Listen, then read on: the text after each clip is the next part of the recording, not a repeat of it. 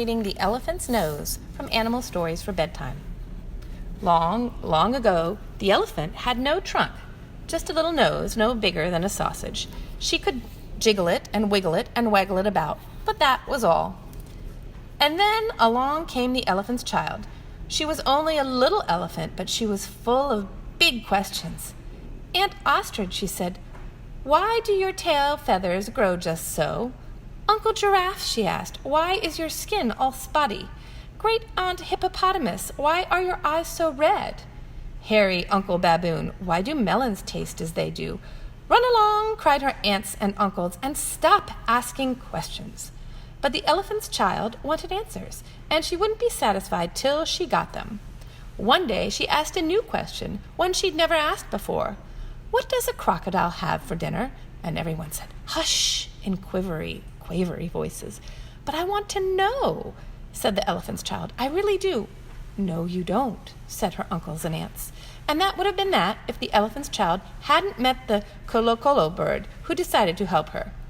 "Go all the way to the great, greasy Limpopo River," he said.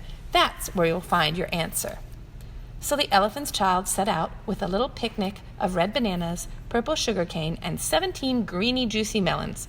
She trudged all the way to the Limpopo River, then looked around for a crocodile, except she realized she had no idea what a crocodile looked like. She had never seen one before. All she could see was a log. The log opened one eye and winked at her. The log, you see, was actually a crocodile. "Excuse me," said the elephant's child very politely, "have you seen a crocodile in these parts?" The crocodile winked the other eye and lifted its tail out of the mud. "Come closer, little one. I am the crocodile."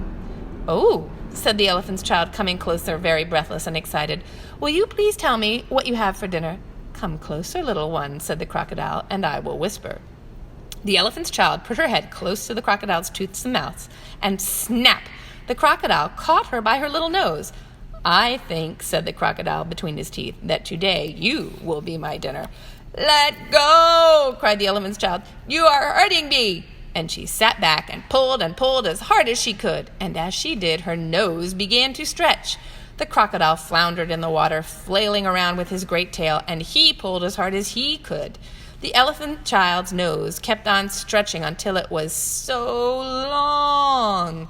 She felt her feet slipping in the mud. "This is too much for me," she said. But at last the crocodile let go, landing back in the river with a plop that could be heard all the way along the Limpopo, and splat! The elephant's child fell back in the mud, her poor long nose dangling in front of her. "Ow," said the elephant's child. "It hurts." So she wrapped her nose up in cool banana leaves and waited for it to shrink. She waited 3 days, but although it stopped hurting, it didn't get any smaller. At the end of the 3rd day, a fly came and rested on her shoulder and stung her. Before she knew what she was doing, the elephant's child lifted up her nose and whacked the fly away. "I couldn't have done that with my old nose," thought the elephant's child.